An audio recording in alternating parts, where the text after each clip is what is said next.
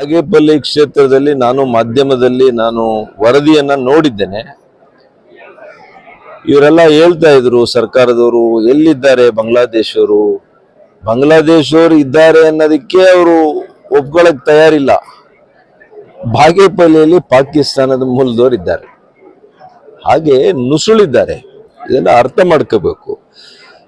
ಹಾಗಾಗಿ ದಯವಿಟ್ಟು ಹೊರದೇಶಗಳು, ನಮ್ಮ ಶತ್ರು ದೇಶಗಳು, ವಿಶೇಷವಾಗಿ ಪಾಕಿಸ್ತಾನ ಮತ್ತು ಬಾಂಗ್ಲಾದೇಶದ ಪ್ರಜೆಗಳಿಗೆ ನಮ್ಮ ದೇಶದಲ್ಲಿ ಅವರಿಗೆ ವೋಟರ್ ಕಾರ್ಡ್ ಮಾಡಿಸೋದು ಅಗತ್ಯ ಇದೆಯಾ? ಇದು ದೇಶಕ್ಕೆ ಮಾಡ್ತಾ ಇರ್ತಕ್ಕಂಥ ಮಹಾಪಾಪ. ಪಾಪ ಪ್ರಜ್ಞೆ ನಿಮಗೆ ಕಾಡಲ್ವಾ ಅಂತ ಕೇಳ್ತೀನಿ ಕಾಂಗ್ರೆಸ್ನವರಿಗೆ. ನಿಮಗೆ ಪಾಪ ಪ್ರಜ್ಞೆ ಅನ್ನೋದು ಇರಬೇಕಲ್ಲ.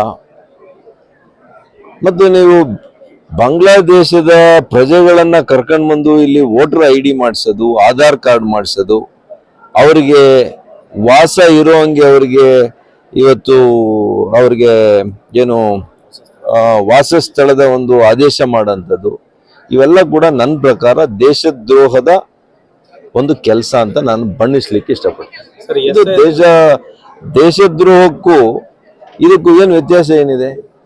ಇದು ಕೂಡ ಒಂದು ನನ್ನ ಪ್ರಕಾರ SIR ಇಂದ ಇಂಥ ಪ್ರಕರಣಗಳೆಲ್ಲ ಪತ್ತೆ ಆಗ್ತಾ ಇದೆ. ಕೇವಲ ಮತಗಳಿಗೋಸ್ಕರ, ಗೆಲ್ಲಿಕ್ಕೋಸ್ಕರ, ಚುನಾವಣೆ ಗೆಲ್ಲಿಕ್ಕೋಸ್ಕರ ದೇಶಕ್ಕೆ ನೀವು ದ್ರೋಹ ಮಾಡುವಂಥದ್ದು, ಇದು ನಿಮಗೆ ಪಾಪದ ಪ್ರಜ್ಞೆ ನಿಮಗೆ ಕಾಡುತ್ತಾ ಇಲ್ವಾ? ಇಷ್ಟನ್ನು ಕೇಳಕ್ಕೆ ಬಯಸ್ತೇನೆ.